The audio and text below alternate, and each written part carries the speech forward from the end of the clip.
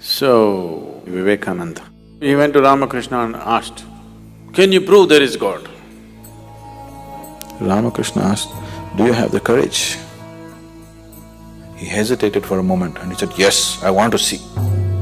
And when he came out, all his questions had completely evaporated.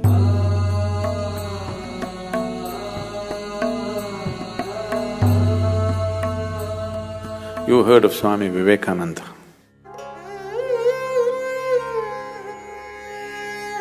For those of you who do not know, Vivekananda was the first yogi who came to United States of America in 1893, Chicago. And his guru was Ramakrishna. So, Vivekananda was just 18 years of age and he was a fiery youth. One day, somebody told him there is this mystic,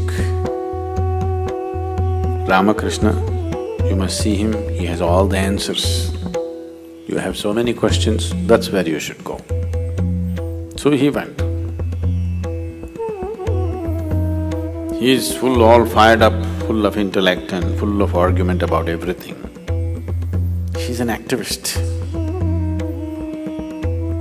He's not a spiritual seeker as such.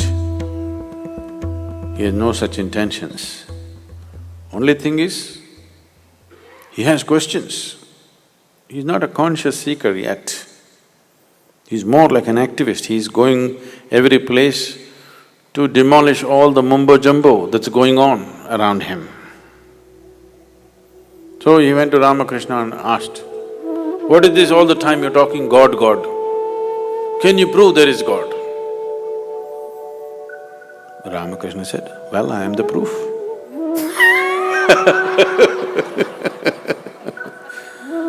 So it just deflated him completely. He was expecting all those head-spinning arguments. Ramakrishna said, "Well, I am the proof. I'm here. This is the proof." Then he made the mistake of asking, "Can you make me experience whatever it is?" Ramakrishna asked, "Do you have the courage?" Vivekananda was known to be a very brave man. He hesitated for a moment and he said, "Yes, I want to see." Ramakrishna just took his foot and put it on his chest.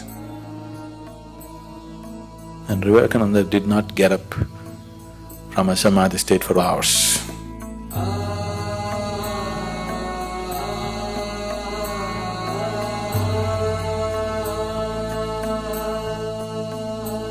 And when he came out, all his questions had completely evaporated. After that, he didn't ask a single question. He saw something that he had never imagined in his life. And then the madness caught him.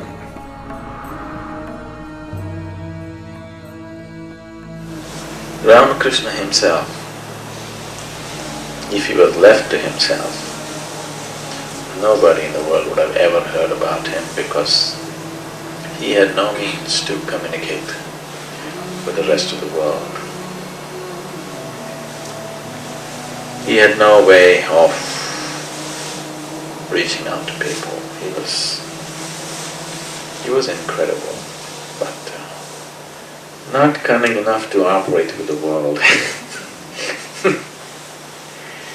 Does not have the necessary will to do anything with the world. So he chose Vivekananda as his vehicle. He took Ramakrishna all over the world. There have been hundreds of Ramakrishnas, but you heard only of one Ramakrishna because of somebody like Vivekananda.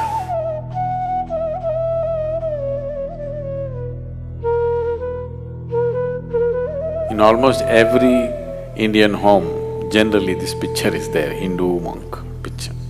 Everybody thinks Vivekananda is the inspiration. He inspired a whole generation of people.